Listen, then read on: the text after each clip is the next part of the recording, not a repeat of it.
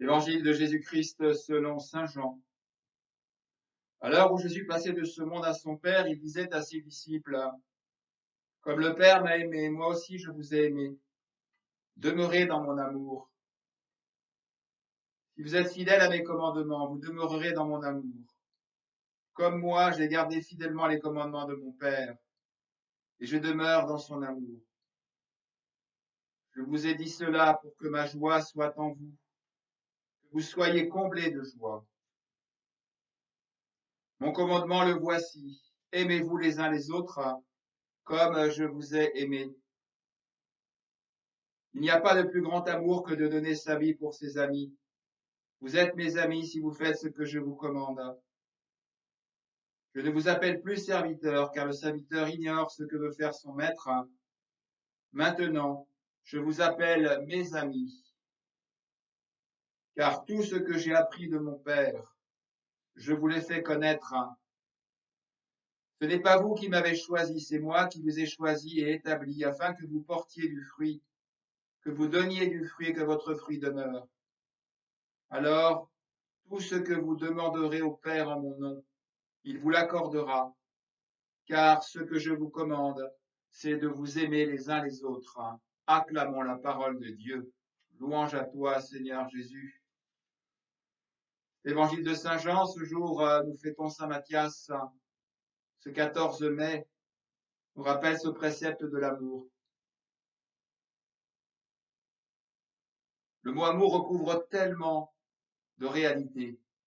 Il y a l'amour passionnel, il y a l'amour humain, que nous appelons la philia.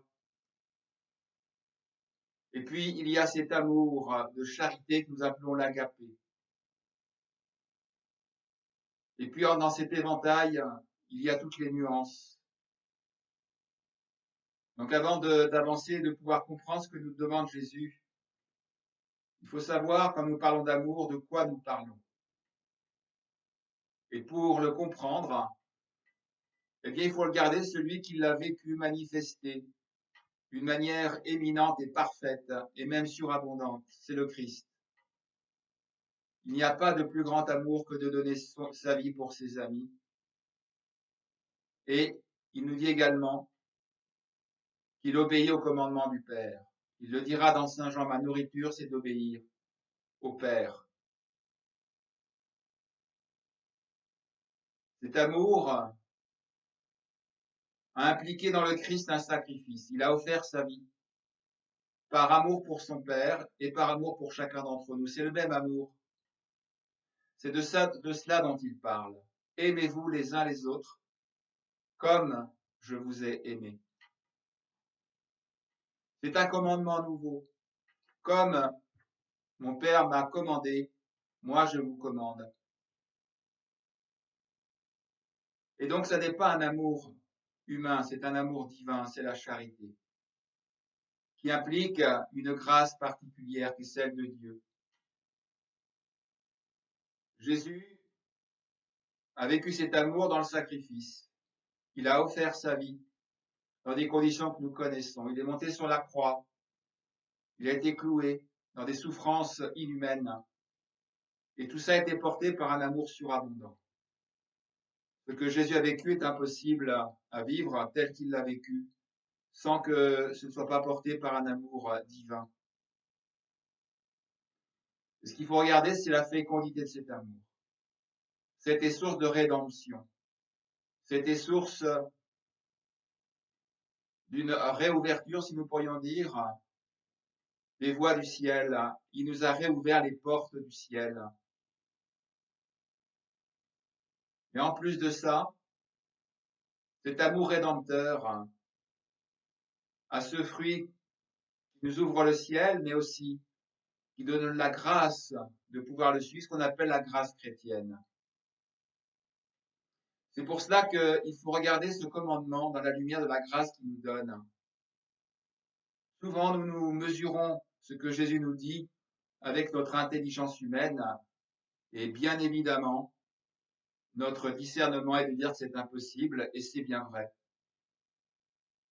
À vue humaine, c'est impossible, on est bien d'accord.